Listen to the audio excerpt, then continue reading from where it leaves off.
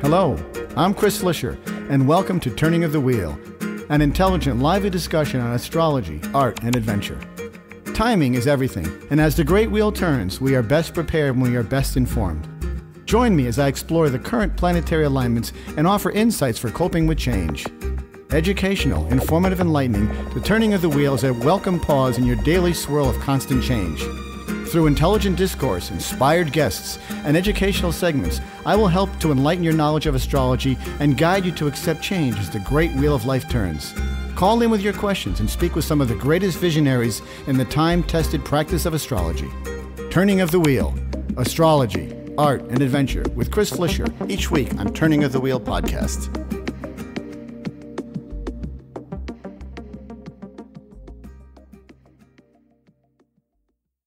Hello and welcome to Turning of the Wheel. My name is Chris Flisher. As you know, this is a show about astrology, art, and spiritual adventure. And that name, spiritual adventure, allows me to broaden my scope and under a much wider umbrella and incorporate a lot of extra other topics underneath that moniker.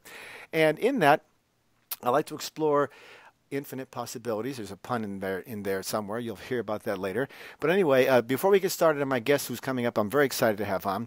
I want to let you know about my newsletter, which goes out every Sunday afternoon. And in there, you can find lots of information about all my podcasts, all my television shows, and all the newsletters that I produce as well. It's a great way to stay in touch with me, and all my information on content is there. It comes out every week. I'm pretty predictable in that regard, so I encourage you to do that. My website is chrisflisher.com. and turningofthewheel.com, and there's also turningofthewheel.tv if you're interested in that as well. So without further ado, let's get my guest on. My guest is Katherine Jegede, and her new book is called Infinite Possibility. There's the pun. And it's a story and an introduction of Neville Goddard, a fantastically interesting guy whose thoughts, processes, and sort of his theories have helped her in her own personal life, and she's sort of bringing the work of Neville Goddard to us. So welcome to the show today, Katherine. It's great to have you on today.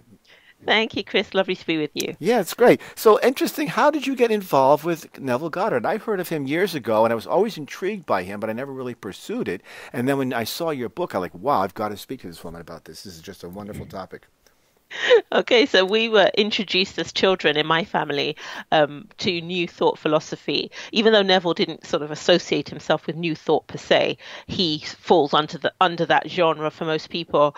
And as children, I think I was probably as young as 6 when my mum first started talking to me about New Thought authors like Neville Goddard, like Napoleon Hill, all sorts of people like that. Mm-hmm. And she was reading so many different books, and she would share what she was reading and studying and seeking with us as kids, even though we didn't understand it, but she shared it with us anyway. And when I was a teenager, she gave me a copy of Neville's book, the first book I have written by him, which was 5 Lessons, and I was hooked from the first moment I read it. I just loved the way the book made me feel, and I've consumed probably everything he's ever written and listened to all of his audio material ever since. So how would you classify him? What would you call him if you had to give him a name? He called himself a prophet, and I like that title. Mm-hmm. He was a prophet of the law of imagination and activating an innate ability in all human beings. Interesting. It's funny because, he's somebody who, unless you're sort of involved in the metaphysical world, you may not have heard of. I heard of him years ago, but it was just because I was involved in this. But I'm interested, can you give us some background about him, a little bit of his personality type, or what he was like and where he came from? Do you have any of that sort of historical background in him? Yeah, sure. So he is actually of English heritage. So he's a white Englishman born on the island of Barbados in 1905. And he wasn't born into the traditional colonial wealthy family of the time. His family was a family of much more modest means. They were a large family, 9 boys and 1 girl. And his father was a businessman. He had a brother called Lawrence who was very ambitious in the business world. And they were actually using the philosophies that he made famous, even though they wouldn't categorize it like that. His brother Lawrence had a vision that the family would become very great and used the power of imagination, seeing and feeling and possessing before it became a physical reality, this business that the family would then profit from. And interestingly enough, a lot of the products that were manufactured and produced and imported and exported by the Goddard family are still in use today. So it's fantastic to see that this family became so important on this small Caribbean island. Yeah, that really is kind of an unusual, arrangement. Yeah, I mean, Neville himself, when he was a teenager, he traveled to New York. So he had an appetite for the theater and wanted to be on stage. And he came to America, and he went to America rather, and had some success on the stage. He was actually noted for his striking good look. Someone said he was a young Valentino, but his career on the stage didn't satisfy what he described as an enduring hunger. And his spiritual search led him to meet a man, an Ethiopian rabbi by the name of Abdullah, who taught him Kabbalah and the Bible and mysticism and all of that. And from that was birthed Neville's own ministry in the world. Interesting. So he sort of took his love of drama and used that maybe as a vehicle to perhaps spread his word better. Because, there's something about a person who has this sort of desire, they have to be able to present themselves. So in some ways, I guess he did really meld his two ideas together in some respects, right? Yeah, I think that's true. Yeah. Definitely. But the primary concept that he puts forth is the idea, sort of what he calls the law. It's creating one's physical reality through your own personal imagination, which seems to be sort of like if you wish it, you can have it. Is that sort of a way of looking at it?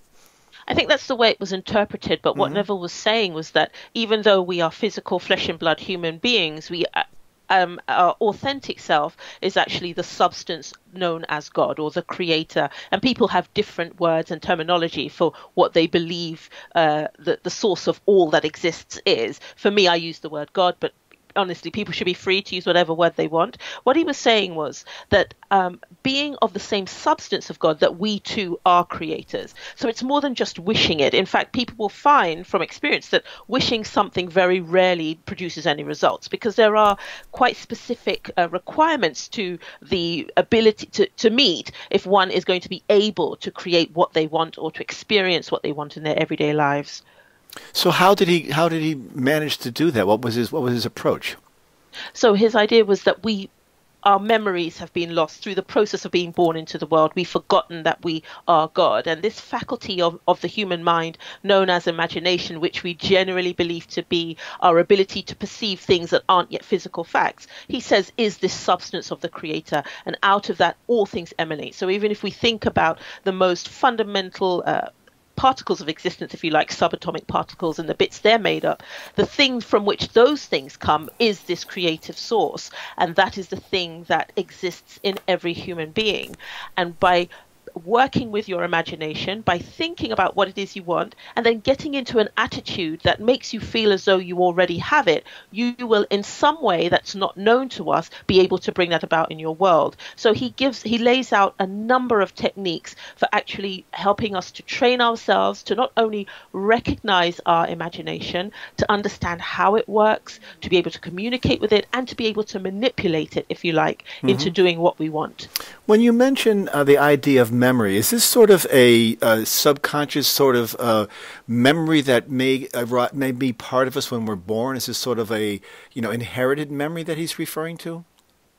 Yeah, absolutely. I think I can't remember where it was I read, but this idea that when you're born as an infant, you are able to do anything, you know everything, but because of the limitations of your physical frame, you can't perform everything. And it's as we grow older, we learn to constrain ourselves in different ways, on the basis of your gender perhaps, or your race, or your socioeconomic status, or even your physical ability. If somebody is disabled in some way, they might not be able to express things as other people do. But the idea is that no matter the physical condition, no matter what you look like, you need to retrain or remember that you have this infinite source of creative inspiration available to you. Right. And as you work with it more and more and more, and your confidence grows, you reposition yourself as the creator on earth, as a human being, but that is the expression of God in infinite ways. I've always been of the impression that we as human beings sort of arrive preloaded. That sounds like an odd statement, but it's sort of like the idea, think of it this way, as an analogy of getting a new computer that has an operating system on it when you first open it up.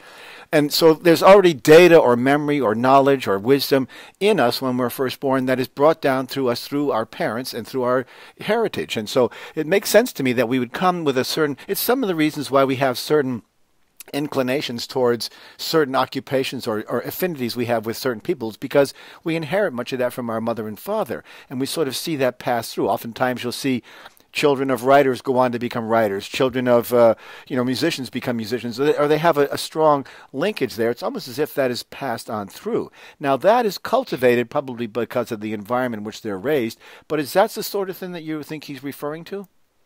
Absolutely, and I agree with what you said 100%. But what Neville went on to say is that there are two distinct outlooks. So all of that pre-programming, if you like, comes with these bodysuits that we're wearing, and the authentic substance, which is infinite and therefore has no outline, no context. It's just infinite inspiration, operates slightly differently. But in regard to what you have described, I agree with that 100%. And Neville also supports that idea, or his teachings support that idea. Then it's just a matter of cultivating that, and your idea of forgetting that memory is kind of makes sense in a way. That probably is always the case, because once we enter into the physical realm, we get drawn and distracted by other things, and that sort of we may lose sight of that based on circumstances. Any number of things could get in the way of that memory stream. But it seems as if it's there. And when you talk about that, do you think that we then become an antenna or a conduit for that information to come through? Are we sort of like the wire that brings that through to reality?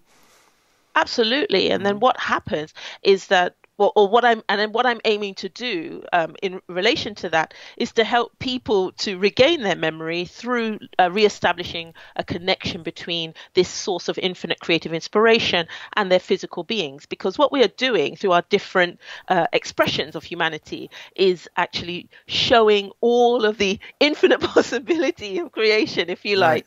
And we filter that formless substance through our individual experiences. So you, as a white man, will filter it in a particular way. I, as a black woman, will filter it in a particular way, and a Latino person will, an Asian person will, and it's all different, but it's all to show the infiniteness, if you like. I don't want to keep using that word, right? No, but of creation, of consciousness, as some people refer to it. Do you think that we all have different possibilities or different potentials in there? I mean, some of us are meant to be doctors, some of us are meant to be, painters, whatever. So we have in some ways, a predisposition towards a certain type of affinity. I think that our desires are different, and Neville describes that as being God is never in competition with himself. So he gives us all something different to do. He also says that our desires are not originated by us; they are communicated to us, and the fulfillment of them teaches us something. And this education is leading towards this process of having our memory restored. And as I said before, we repositioning ourselves as creators on earth. So the reason what we may be motivated to do something is because that is truly our soul's purpose, as we are sort of been identified or labeled or chosen to do a certain task. Is that what he's implying when he says that? Because each of us has a different sort of purpose in life. We all pursue them. Some of us pursue them, some of us don't. But there does seem to be an overarching purpose for all of us, and that is sort of found in our DNA or our brain cells or our memory banks, whatever you want to call it, and that's what we are talking about addressing and awakening. Yes, absolutely. And I would like to add, Chris, that what often happens is that people find themselves desiring things that would normally or ordinarily seem unavailable to them. And it's actually reaching for those things that you think you could never do or never be that is teaching you who you are. It's helping you to remember or to reclaim your God status. Right, so you might not have been born into the royal family, or, you might not be a member of the president of America's family or something like that. But you could be somebody who comes from a very, very humble background and have ambition to be the next president of the United States. It's that ambition that is going to help you through all the things you have to overcome, adjusting what you believe is to be possible for you, and all of that. That's the thing that helps you to remember that you are God. Wow, interesting. So in many respects, the harder the challenge, the greater the reward. The sweeter the harder the battle, the sweeter the victory, as Bob Marley said. But it has that a quality to it, because if you like you say, we don't know this, but the challenge is there. So in that challenge, we sort of rise to the occasion to strive to be that which we were ultimately, I guess, chosen to be. Absolutely, that's what I believe. Wow. So, and the struggle, of course, I suspect comes in trying to discern what that may be. Now, I would go so far as to say But I completely agree with a lot of what you're saying and what Neville has said. It makes a lot of sense to me. I think that what happens is that sometimes in the course of a human life, we may be faced with a turning point, some sort of an event that happens to us, something that awakens this sort of, maybe this subterranean sort of feeling we may have had, the subtext that's been in our lives. And it isn't until that jarring moment happens, which is maybe a moment of crisis, it may be a traumatic event, it may be some sort of an epiphany, that sort of awakens that possibility in us, and then we say, aha, if we have an aha moment, now we are here, this is what we are supposed to do, and we go on. Does that make sense to you? Absolutely. I mean, in my own experience, I had been studying Neville's work for a long time, and I thought I knew and understood it. But my awakening, if you like, or my epiphany came as a result of me going through a very traumatic experience, because what I had to do then was to go back over everything that I thought I knew and I understood. Right. And I speak about that in the introduction in my book. It was a horrific experience, and I didn't know how I was going to recover from it. But in the process of working with this philosophy to help me recover and to move on, I then learned everything that I needed to know about this work, which has enabled me to now do the job that I'm doing.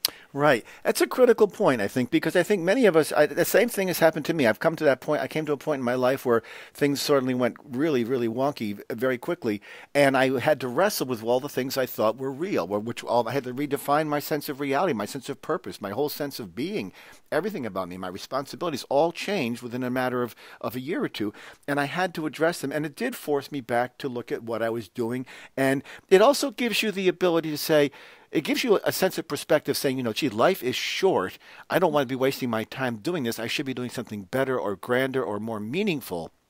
And that is the revelation that came to me as a result of having experienced a hardship. I think that was a real key point there. And it's interesting that so many people miss that when they're engulfed in traumatic experiences, Right. engulfed with the emotion of it. But I always try to tell people that if you actually see these things as educative and cast yourself in the role of a student, your Right. perspective changes. It You're certainly able does. to, Yeah. Yes, you you're can exactly take right. from it. Yeah. You take from it what you're meant to learn from it. It really is phenomenal because I think what happens is it's sort of like coming to a fork in the road where you're faced with a crisis or some sort of traumatic event and you have to choose which way to go. You can say, is this going to take me down or is this going to build me up? And I think that decision process is critical to the way you would evolve. And I think that, because the potential is there for both directions is my point. And you could come to that road and go the wrong and say, and accept defeat and go on and live a different life, or you could take it as a challenge and rise to it. And when you rise to it, you really come to, I think that's probably at the core of what he's saying. It's that is where your true purpose lies. That is you then become the antenna, the conduit for this godlike presence of who you are supposed to be.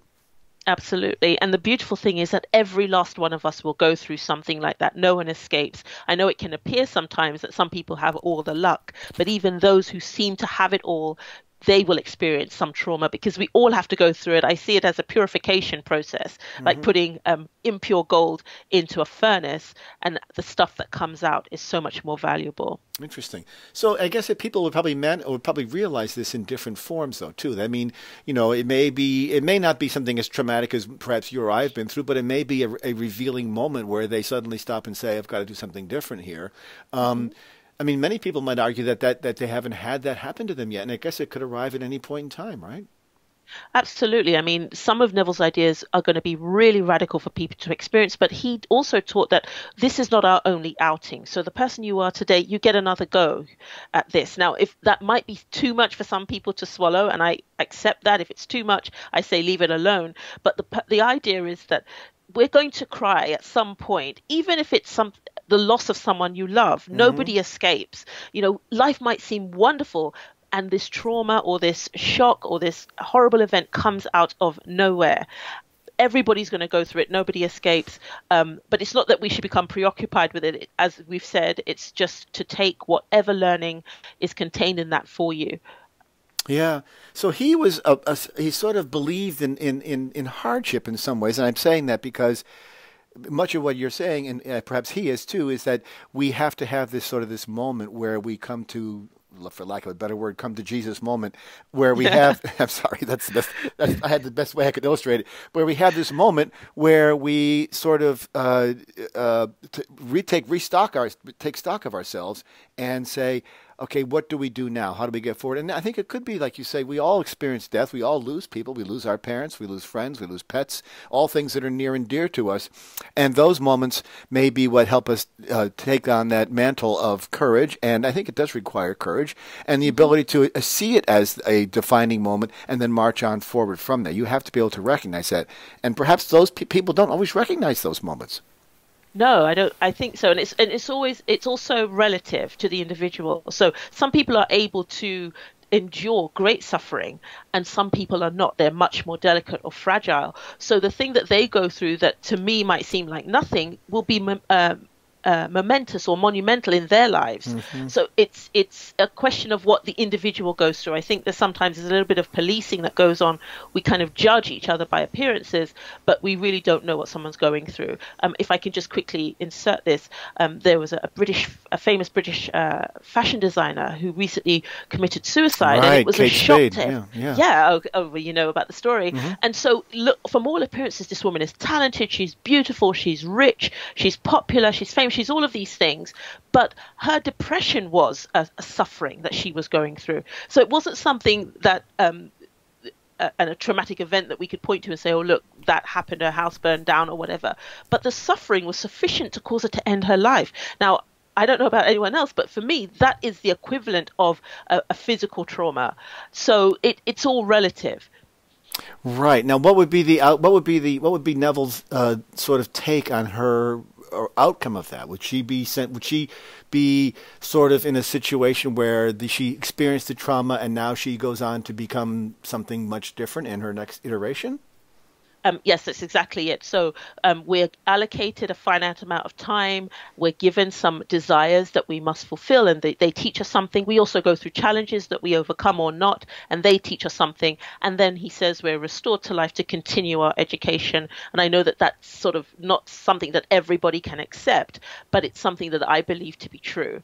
So what happens if someone finally discovers their purpose in some capacity through some series of events, as we mentioned here, and they are pursuing that path and they are not perhaps successful at that path, or they are successful? I mean, if they're successful, then they know they've struck the right vein to be in, and they're on the right road, the road to find out.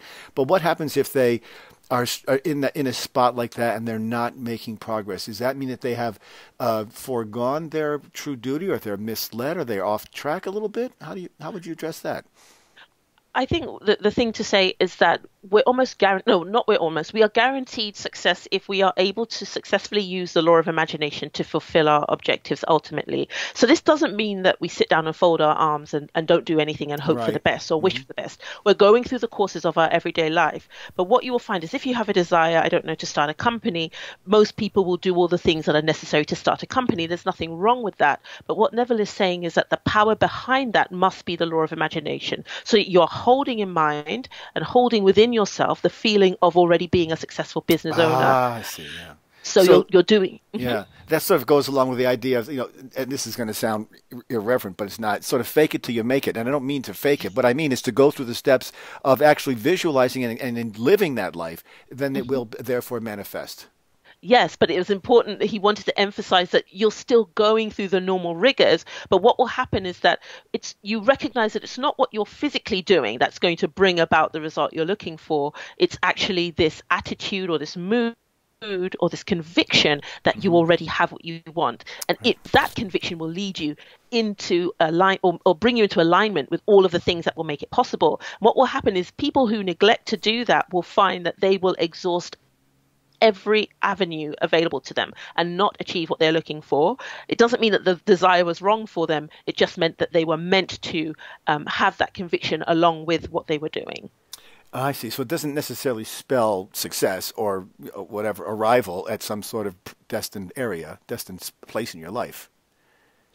Would give me a bit more information? Yeah, I mean, so you said that you're going through this process of learning, and even if you don't get to where you think you should be, that is part of the journey in itself, correct? Like you mentioned, you used the analogy of a company. Supposing the company, someone desires to have a company, they go build a company, and they see this as their true life's purpose, and the company fails.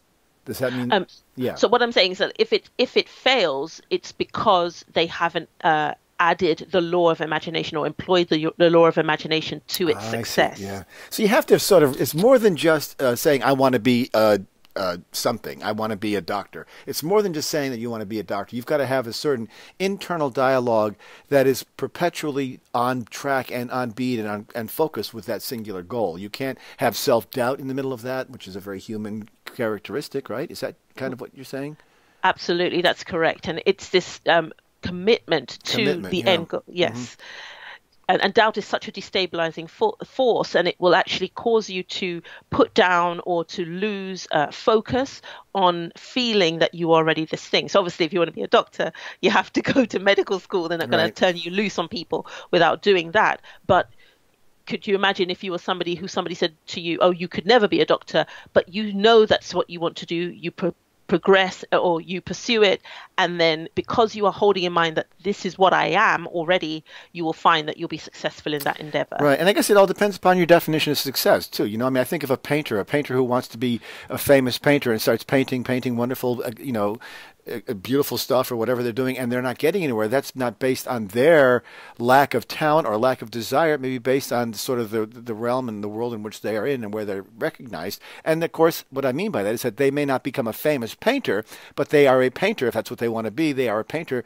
That is in itself is seen as success because they've achieved what they want to do. Correct? Isn't that, we can't measure success by sort of these earthly ideas of a bank account or a fancy house, right? That's so funny that you said that. I posted on social media this morning that when I first started this journey, I thought the only metrics of success were what people could see, point to and say, okay, she's got the house, she's got the car or the husband or whatever it might be. But I recognized that no, it's actually achieving what Neville calls a deep satisfaction within yourself that you have fulfilled a desire. And that desire is not always something people are going to be able to identify as a thing or as something. Right. That makes perfect sense to me because I think ultimately we can do things, we cannot be successful in monetary terms and we can still be very successful in terms of what we're providing for the world or what we're doing that brings us personal satisfaction. So we really have to put more emphasis on the personal satisfaction side of things and less on the material because the material really is irrelevant. It's just a vehicle for sustenance on this earth. But if we are being sustained and we are doing what we love, I would say that is a successful journey. Absolutely. And it's a very individual thing. And that's something I always emphasize. This is not about what other people think of you. This is what you feel to be true of yourself. Mm-hmm. And if you feel satisfied that, yeah, I'm doing something, I'm showing up, I'm a light in this world, I'm fulfilling some sort of mandate, you're going to be absolutely fine. Yeah, I love that. That's very, very encouraging. What's interesting about this whole thing, I'm an astrologer. I do a lot of work with astrology, but this does tie into what we can see in the natal birth chart when someone is born. Just as an aside, I don't want to get off the subject, but just as an aside, it does work that way. And oftentimes I do help people help them discover what this is because they are going through this struggle. What am I supposed to be? Who am I supposed to do? What am I supposed to do? What am I supposed to create? And through astrology, we can help guide them that way. My guest today is Katherine Jegede, and we're talking about her new book called Infinite Possibility, How to Use the Ideas of Neville Goddard to Create the Life You Want. Fascinating book, very well written, and very easy to get into with lots of ideas. And when we come back from the break, we're going to talk about some of the exercises that you had referred to in your book, and we'll get to that when we get back. We'll be back in a few minutes. Now, Katherine, do you have a website that you can point people to? At the moment, no, but people can find me on Facebook if they go to facebook.com/Katherine Jegede author, all one word. So it's Katherine Jegede, Jegede, and author in the usual way. And I can interact with them there. Okay, great. That's wonderful. Okay, we'll take a quick break and we'll come back and we're going to talk about some of the practices of Neville Goddard. So hang in there. What is your destiny? Where are you going? What is your real purpose? Do you know? Do you want to know? Of course you do. It's your duty to yourself. We are all here for a reason, and we all have great potential. Discover all of this and more with a professional astrology reading. My name is Flisher, and I can help you. Discover your strengths and work on your weaknesses, and live your life to its fullest capacity. Based on your birthday, birthplace, and birth time, an authentic astrology reading will allow you to live your life to the fullest and reveal your true purpose. Only real astrology can give you real information. It is your destiny, and it is your path. Write me at chris@chrisflisher.com and book a reading today. Or call me at 978-393-1036. That's 978-393-1036. www.chrisflisher.com.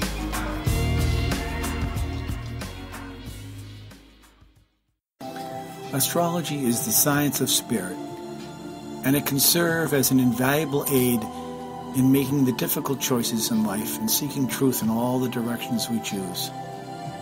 It holds the potential to allow each of us to evolve to our highest potential. It is the logic of the universe, the code of existence, and the pathway to true wisdom. It is our duty to draw from it the instructions for our lives and to live them to our fullest potential. As the great wheel turns, we are best prepared when we are best informed. Hi, your host, Chris Flisher here. I've been producer and host of this podcast and radio show for the past 10 years.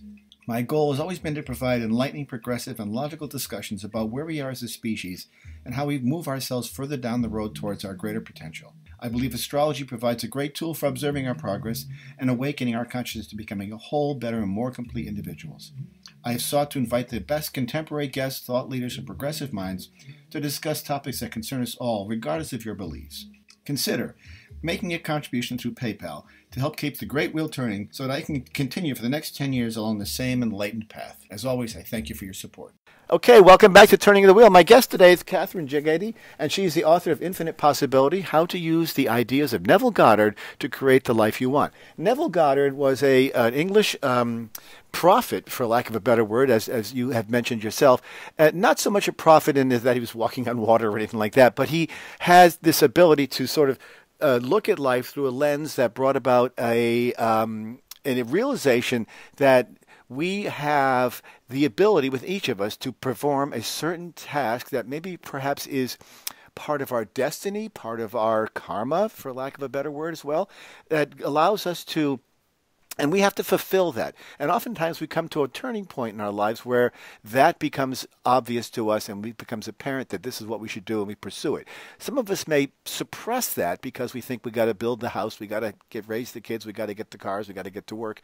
But ultimately inside of us, each of us, I believe, correct me if I'm wrong, there is this possibility that we are to be something. And that may not be grand in all cases. It may not mean that we're going to be a stage of star and screen. It may just be the guy who makes bread down the corner. But it still is a manifestation of a sense of destiny, I think is what you're coming to. Is that correct? Have I summarized that right? Very well. And Okay. I think it's important for people to appreciate that, because we do often feel that if we're not doing these great or grandiose things, that we haven't achieved in some way. But no two people are going to do the same thing. We all have our different roles to play. Mm-hmm. And the important thing is that we fulfill the desires that are impressed upon us as individuals, and not to sort of try to imitate what other people are doing. And in that, because it doesn't really matter what you do, ultimately, it's about remembering that you are as God. As God. And is that God with a capital G or a small g? Let me say, as the creator. So you reposition yourself as a creator in the world. I see, yeah, because I mean, people would get confused by the G, the big G or this little g. Anyway, that's interesting because I think that in our popular society, our popular culture, we get wrapped around the idea that the only way to be successful is by these visible, tangible means, whereas it may not be that at all. Maybe the only success anybody ever needs in their life is just to go walk through life with a pleasant nature and perhaps have a child or whatever. You don't have to be on the front page of the newspaper or wherever in order to be meaningful, I think. And I think that people often lose sight of that. We measure ourselves too much based on what we see others doing as success. I think our definition of success is warped in some regard. And I think Neville would understand that, because he would say the true success is within you and your purpose is there. You've got to find it. Once you find it, you will fulfill it. You'll feel a sense of conviction and dedication to that pursuit, correct? in some regards? Absolutely. Yeah. And it's really important that people understand. I mean, look what's happening in the world today. Neville says that fame and power and wealth bear false witness to humanity. So people kind of feel confident in those things. But if we look at those worlds now, they're crumbling around people. Many people who enjoyed a Yes. lot of fame and wealth and power have suddenly found their careers turned to ashes. Yeah. So it's not about what we consider as human beings to be important. It's about what's important to each and every individual. And some of those people who have fallen from grace probably are going through this process themselves right now, wondering what to do. And this may very well bring them to that moment where they say, this is what I'm supposed to be doing. I was chasing the wrong thing after all. Absolutely. I'm so glad you brought that up because, Interesting. We can look at somebody who comes from a very humble or lowly background and think, yeah, they've got all the obstacles, but people in positions of power are now just moving in the opposite direction, but they now are facing incredible obstacles. Well, I think Kate Spade is a perfect example. Here's someone who, from the external, from our view outside, we would all say she's achieved success. She's got it all. She's got everything in the world. What could possibly make her leave her life? But obviously the depression was a greater thing for her, and it is what brought her down, and now she perhaps has arrived at that moment. So it's interesting. So you had referred earlier to some of the techniques that he talked about. What are some of the ones that you think are more meaningful or more impactful when it comes to sort of how to arrive at this place? Because there has to be some sort of process. It doesn't require that we have to lose something or get into a car accident or have our house burned down in order to arrive here. We can arrive here through a variety of ways. What helps us get closer to this? Is that sort of his process, was to help us get closer to that revelation? Yes, absolutely. And actually, he provided a system that shepherded you through that and enabled you to achieve arriving at that destination. So for Neville, he described dozens of techniques, and ultimately what he was trying to help us to train ourselves to do was to move away from wishful thinking into a position where we're able to feel about something that hasn't yet come to pass as we do about things that already have come to pass. Before I describe a technique, I'll be as brief as I can. I'll describe it like this. If I were to ask someone what they did for a living and they told me they were a school teacher, the way you would feel in response, or they would feel in response to that question, would be very specific. If I were to ask them what they wanted to be, they would feel differently. And what happens very often when people think about thoughts as causations or feeling as causation is that they enter into a cycle of wishful thinking. Mm-hmm. And you're never going to be able to wish hard enough to bring it in. You have to contact the feeling of already being it. So the kinds of techniques that Neville described included being in a mobile state, usually. So when you're starting out, you can sit in a chair or lie down flat if you're able to do that, and then close your eyes. And in closing your eyes, you're shutting out the evidence of the senses and the evidence that denies that you are what you want to be. And then you want to get into what we call the hypnagogic state. Now, most people are familiar with some form of meditation, mm-hmm. but it's a form of deep relaxation where you're on the verge of falling asleep, but you stay awake. So this is a condition actually described by psychologists, the hypnagogic state, the state between wakefulness and sleep. In that state, that is the optimum state for contacting the feeling of what it is you desire to be. And so for people who are unfamiliar with this, what I would recommend they do is to try this just before they go to sleep at night. And what you want to do is imagine yourself doing something that implied that you were already that thing. So if you wanted to be a teacher, for example, you could see yourself in a classroom. Maybe if you're teaching children, cleaning the blackboard or whatever teachers do nowadays. And what you want to do is use your what we call subjective senses. So we have our 5 natural senses, but we also have them in the mental state as well. We can smell things mentally, hear, see, touch, and taste, and so on. And you want to start to experience the environment that you're in your mind through those mental senses. That's what we're training you to do. Now, it's simple, but it's not always easy for people. So what I do recommend is that people persevere. If you feel yourself tensing up or becoming anxious, relax, stop, and then start again. Don't try to force it, because the more you force it, the more compressed your anxiety becomes. And what I tell people as a good marker that you've actually reached the requisite level of intensity is that you won't be able to see your own face. So if you're looking at yourself performing a task as you're looking at an actor on a television screen or whatever, then you're only observing yourself.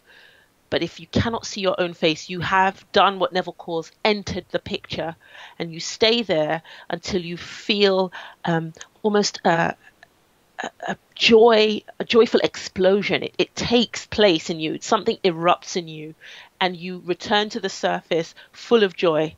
Now, the next bit, Chris, I describe all of these things in the book, so don't be alarmed. And people can also ask me anything, reach out to me on Facebook, and I always am happy to answer questions.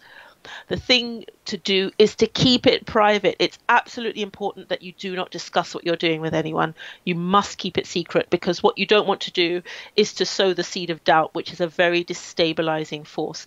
Now, I cannot say how long it will take you for this thing to show up. Neville says it's directly proportionate to the degree of conviction. But the important thing is reaching the point where you feel this is already so. You're no longer thinking of it, but thinking from it. So you're operating as though this thing were already so. Right. That is, so, and then how does he address the topic of doubt? That's a very big one. I think because people would say, and I guess there really is no timetable for when this process begins or ends. It may require more time for some than others. They may be more distracted than others, and they may just say, oh, this is hogwash, it's not working for me, and give up, and then when they could have missed the boat in that regard.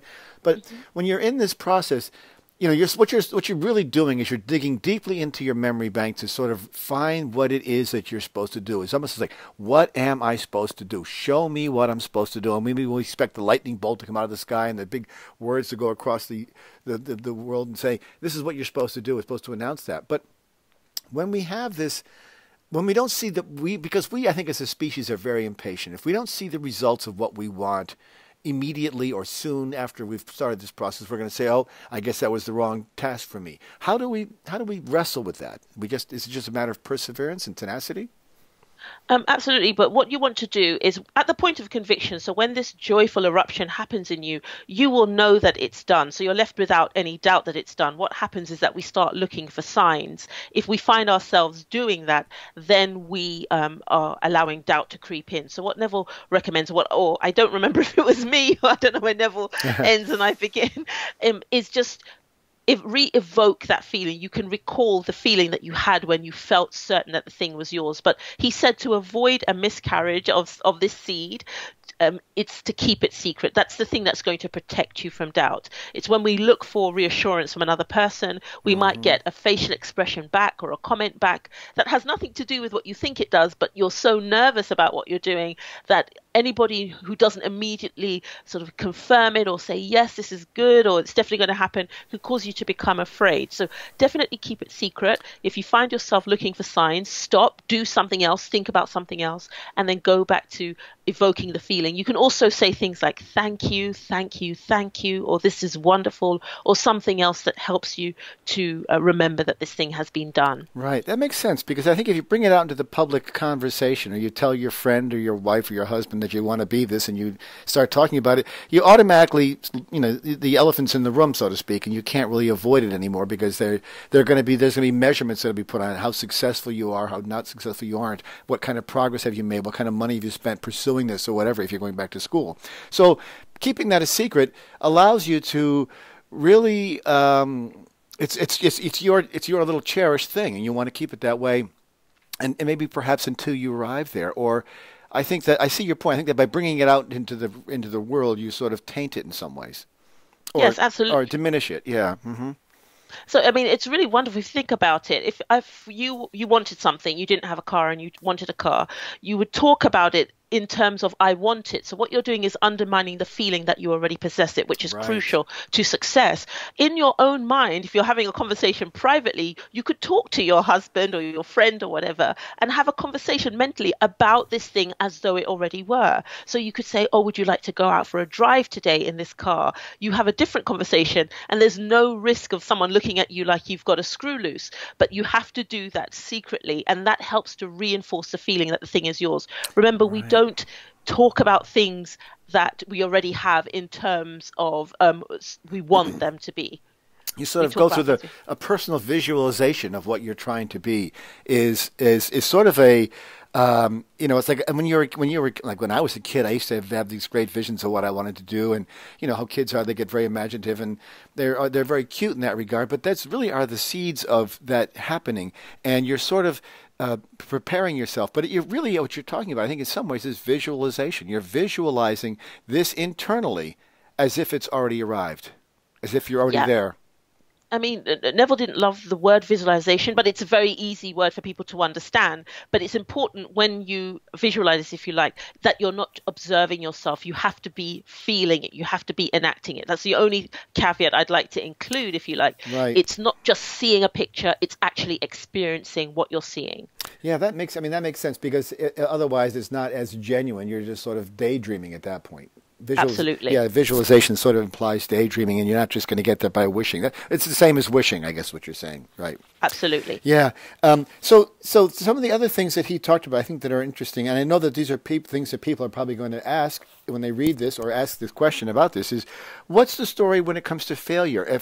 What does failure imply? If you have not achieved what you wanted to achieve, and you thought this was your destiny based on any number of things, all the conversations you've had, and you haven't arrived yet, does that mean that you're a failure, or does that mean that you're just not trying hard enough, or that you are perhaps you've diluted your thoughts in some ways?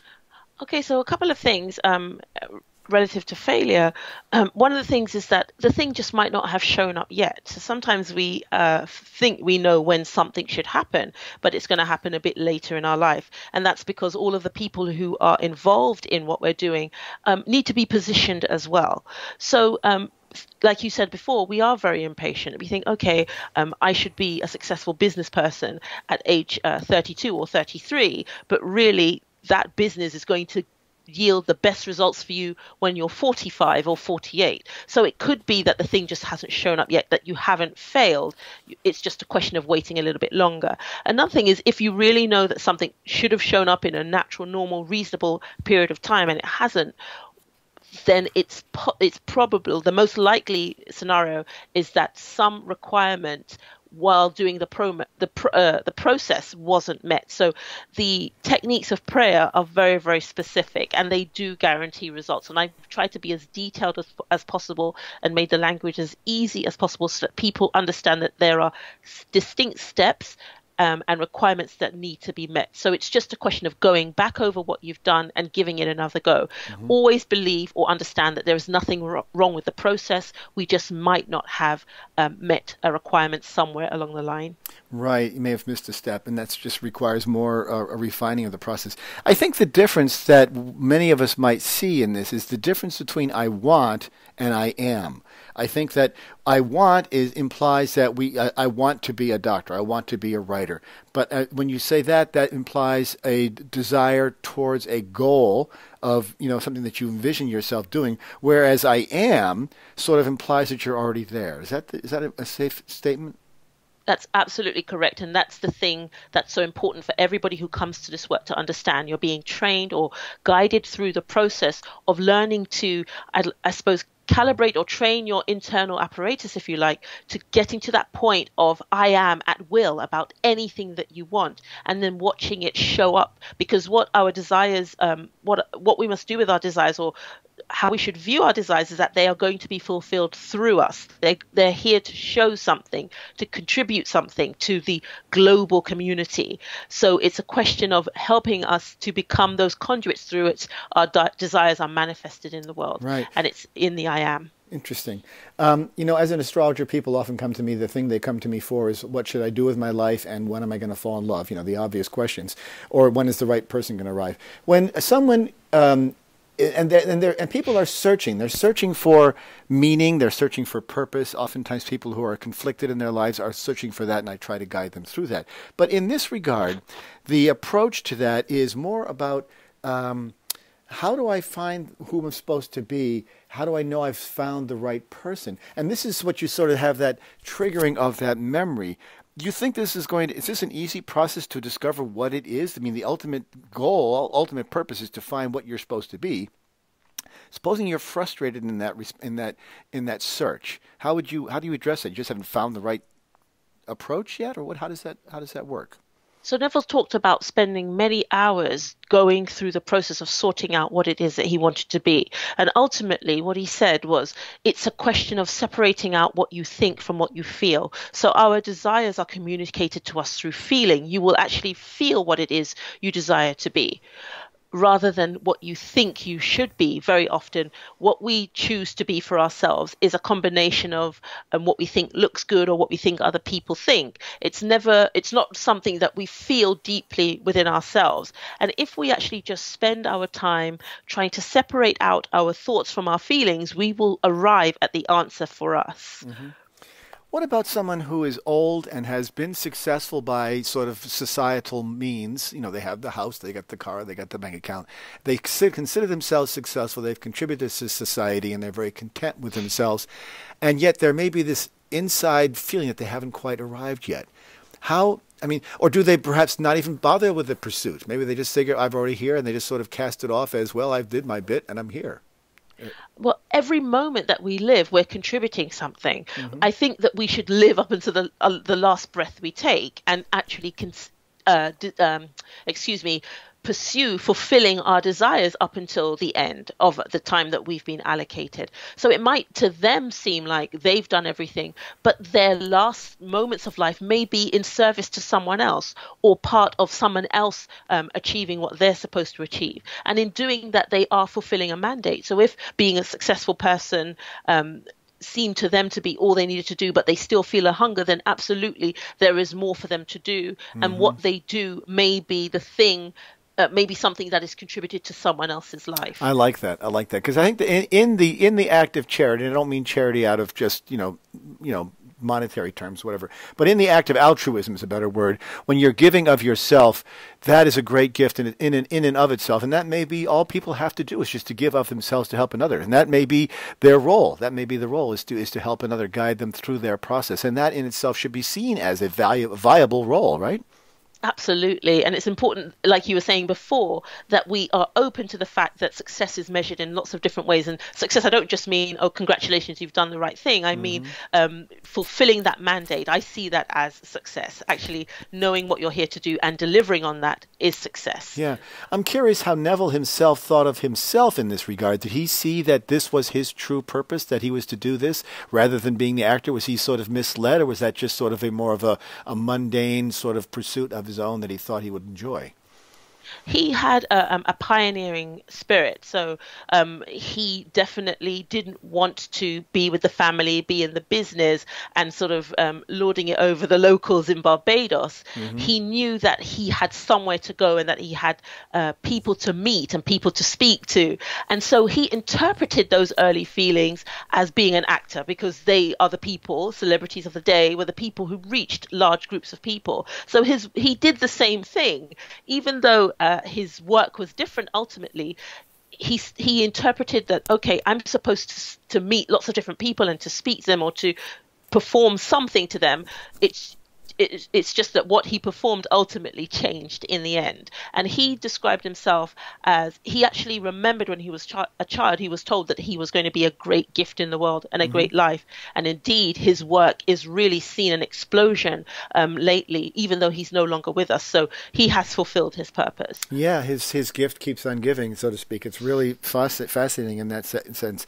You know, I think in some ways, too, this sort of, there's a part of this that speaks to sort of the Buddhist angle of the impermanence of life, and how we know that life is impermanent. We know that we're here for a short time, and in that time we should manifest our greater purpose. But perhaps, like you said when we talked about Kate Spade recently, maybe her greater purpose comes in another time and place. Is that what that implies? Or did you think that she was misled by, I don't know if that's true or not, but you see what I'm saying? It's sort of the idea of her purpose. This may have been the trauma that brings her to her next iteration, where she therefore. So this sort of implies reincarnation and coming back, as if we were a living constant in the world. Yeah, I mean, I don't use the word reincarnation, but right. Yes, that idea is very much what I'm talking about. For me, though, I always say that I never know what anybody else is going through in terms of what they're thinking or feeling, and that educative process is really personal to them. But I can learn from them, so I can observe the things that they have done and use it to kind of measure against what I am pursuing, and perhaps make any adjustments. I can react to something like Kate's death, like with shock or whatever, but it also teaches me to have a look at what it is I'm pursuing. Am I clear about what it is I want to do? Am I in the place that I need to be emotionally, or am I just living for other people or what I think other people expect of me? It's really quite a challenge when you think about it, because we may talk about these great ideas and lofty terms, and yet when we come down to our daily practice, we are besieged by distraction and by things that pull us away from what we're supposed to do. And it sort of seems like I guess it makes it even a harder battle in some regard to achieve this, and battle may not be the right word, a harder goal to attain because of the complexities of our personal lives. Well, we really have to sort of kind of shut that down in order to get to this place. Absolutely. It's so funny you said that, because I was literally thinking about that before I came on air with you, Chris. I have become the proverbial laboratory rat for this process, and I have really battled through, when I first started with it, all the stuff I used to go through, and just trying to take my attention away from what I was going through or the physical world, and actually train myself to perform this process. And what I have done is actually describe to people that this is how you can arrive at this destination, and actually get the results that you're looking for. So yes, it is difficult. I won't pretend. No, let me say it's not easy. I won't pretend that it's easy, but I do say that the rewards are far greater than any kind of discomfort or growing that we have to go through. And so what sort of, and when you were going through this process, when did you sort of realize that you had arrived? When did you know that you struck the right spot? I mean, I was getting results, but I think what really changed me was when I recovered from my own personal trauma. I was using it and getting results, and that's why I felt so confident in it. But then to go through something that unexpected and that was so traumatic and horrific really caused me to look at it in another way. And in going back to it and studying it deeper, what happened to me was that I was able to understand metaphysical terminology in a way I hadn't done before. I was able to interpret scripture in a way I hadn't been able to do before. I was having wonderful experiences and visions and all of this kind of thing. My intuition became something else. And all of that. So for me, that really locked in place the fact that I had experienced what Neville had described. And that was a wonderful moment of realization for me. Yeah, it's an interesting thing when you feel like you've finally gotten there. But I think it does require it requires you to rethink, to recalibrate your context in sorts. You know, you've got to sort of take stock of where you are and rethink it, look at it through a different set of lenses. And I think that's probably part of what he's referring to, is that we are perceiving things wrongly in our life if we're not having this conversation with ourselves. And you know, there's nobody who you can be more honest with than yourself if you think about it. You can run, but you cannot hide. The truth is always in you, whether you want to admit it or show it openly. You know what you are, what you're doing, and you know that you perhaps are pushing the can down the road by not pursuing that in favor of something else, but you're doing a disservice to yourself. You really do owe it to yourself to find this purpose. That doesn't mean that you have to shirk responsibilities and go the wrong way or leave people behind, but it means to do them in tandem, probably, to evolve and be a working, viable member of society at the same time that you pursue your own goals here.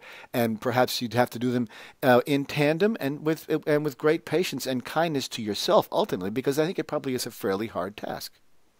Yeah, absolutely. And as you've rightly said, one of the first things that people will discover as they work with this material is a shift in perspective. And once that perspective changes, it won't change back. You will just be hungry for more and for actually understanding why the world operates the way it does and so on. And for me, there is absolutely no disconnect between any lived human experience and this divine purpose that we're talking about. I think sometimes people think that there's spiritualism or whatever over there and the human experience, paying your taxes, going to the supermarket, whatever, over here. All of the things that we go through, as I said before, ultimately, it doesn't matter. It's the quality, the educative quality that is important to us on an individual basis. Yeah, I can see that. It certainly makes sense. It's a really, and you know, I've had an epiphany in my life, which changed the course of my life and my direction. I feel as if I'm on the right path finally. And you know, but that is, you know, it's dramatically different from where I was, and I feel, which is part of what drew me to your work so much, is because I recognize what you were talking about as having this. But you know, I think that we want to dispel the notion that we have to go through incredible trauma in order to get there. Trauma can be defined differently by different people. Breaking up with someone you love could be traumatic. Losing a pet can be traumatic. These are just moments in life where we are forced to be awoken to the reality where we are, and we have to take stock in our time, and we realize that our time is limited, so we want to manifest it as best we can based on which I believe to be our manifest destiny, which is really truly part of our DNA, part of our soul. It's part of who we are. It's part of what the fabric from which we've arrived here. Like, it's like your mother and your father. This is part of who we are, and we are a composite in some ways of what they brought to us, and they were a composite of what came before them as well. And so this strain of memory and sort of this collective purpose runs through us all, I think. Yes, absolutely. And I love your reference to who we are born as, because that is part and parcel of this education and this process of awakening that we go through. Yeah. And I guess we shouldn't get wrapped up in the idea of, we're not all going to be Elvis Presley or whoever. We have to get used to that fact. That may not be our purpose. And so I think the outside influence of, the media and Hollywood and stuff forcing us to think that success is measured by fame. You can ask anybody who's famous, they may not think it's all that great when they see them committing suicide and losing their lives or whatever, or being incredibly unhappy and depressed and alone because they've achieved that fame. It may not all be what it's all cranked up to be. So absolutely. Don't think that you have to do that. Yeah. and I'll add, just for me, when I've done so many different things and pursued so many different things, but when I came to my purpose, which is the work that I'm doing now, I said to my mother, oh my God, I cannot believe how happy I am. Mm-hmm. When you actually discover what you're supposed to do, you're immensely happy. And as you rightly said, there are many people doing things that a lot of people would love to do, but they are deeply unhappy. Right. So it's all about discovering what you are supposed to do. It's all about perception as well. Yeah. Wow, what a fantastic discussion. Thank you, Katherine, so much for coming on today. We've been talking today with Katherine Jegede. Her book is called Infinite Possibility, How to Use the Ideas of Neville Goddard to Create the Life You Want. It's available now. You can get it on all the usual places that you get books. I encourage you to support your local bookseller because that's a good idea, and it's good to do that. But I really appreciate you coming on today and sort of helping me understand this process. I think it's important for everybody to understand what Neville Goddard created, and I think it's great that you're able to take the baton from him and sort of carry it on further. Thank you so much, Chris. I really loved this conversation. Oh, good. That's great to hear. Well, I hope to bump into you someday in the real tangible world, and we'll have a good handshake. Okay? Okay. Thanks, Chris. Okay. Thank you. You've been listening to Turning of the Wheel with your host, Chris Flisher.